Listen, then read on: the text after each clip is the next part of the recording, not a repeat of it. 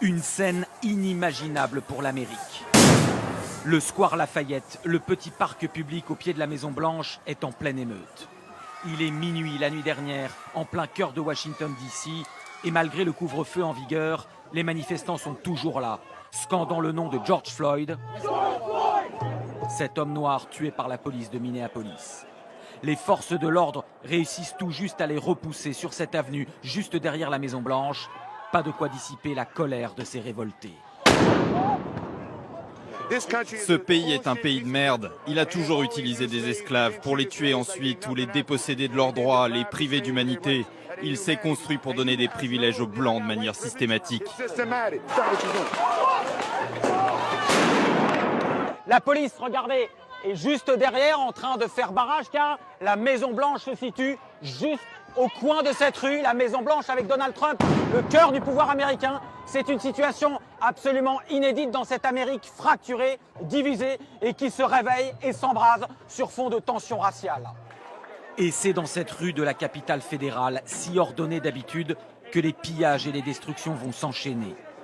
Des casseurs défoncent au bélier cet immeuble d'affaires et entrent y mettre le feu.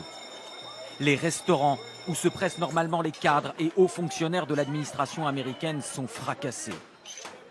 À ce moment de la nuit, le dernier tweet de Donald Trump, qui est protégé à l'intérieur de la Maison-Blanche, se contente d'un « law and order », la loi et l'ordre en lettres capitales.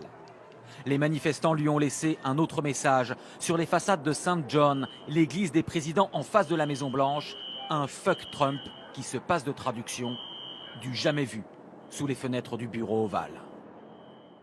Et dernière image de ces tensions qui souvent dégénèrent à Minneapolis. Un camion a voulu forcer le passage sur une autoroute fermée à la circulation. Il y avait beaucoup de manifestants. Le chauffeur a été sorti de sa cabine par la foule et placé en détention. J'ajoute que le policier directement impliqué dans la mort de George Floyd et suspendu depuis doit comparaître aujourd'hui devant un tribunal. On va retrouver notre correspondant à Washington, Loïc Delamornay. Loïc, on a vu votre reportage sur les violences quasiment aux portes de la Maison-Blanche. Est-ce que Donald Trump a l'intention de prendre la parole publiquement? Ces événements peuvent-ils peser sur l'élection présidentielle dans 5 mois? Alors non, Marie-Sophie, pour l'instant, Donald Trump n'a pas prévu de s'adresser à la nation. Peut-être changera-t-il d'avis en voyant, vous voyez, tous ces détritus sur les pelouses quasiment sous ses fenêtres. Alors oui, c'est la grande question. Est-ce que cela va bousculer la campagne présidentielle?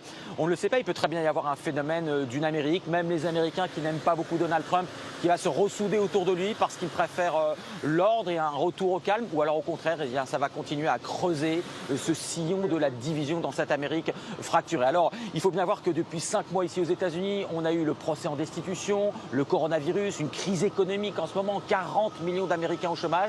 Et vous savez, bien étonnamment, les sondages n'ont pas beaucoup changé. Ils sont toujours pas très bons pour Donald Trump. En fait, les Américains n'ont pas attendu tous ces événements pour le détester ou l'aduler. Il a une solide minorité avec lui, mais ça ne fait pas une majorité. Son adversaire probable, Joe Biden, est en tête de tous les sondages. Donc ça ne s'annonce pas très bien pour Donald Trump pour l'instant. Mais vous savez, tout peut arriver encore durant 5 mois.